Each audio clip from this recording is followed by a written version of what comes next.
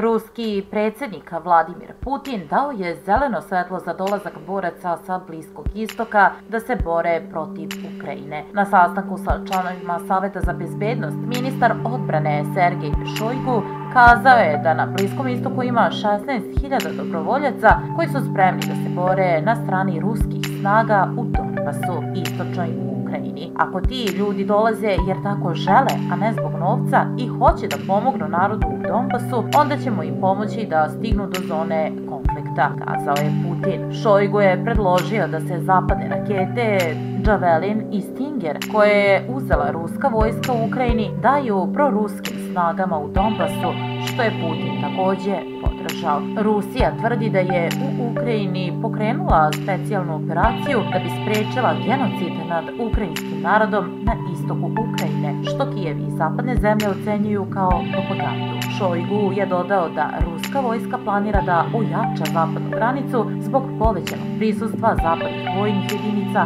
na ruskoj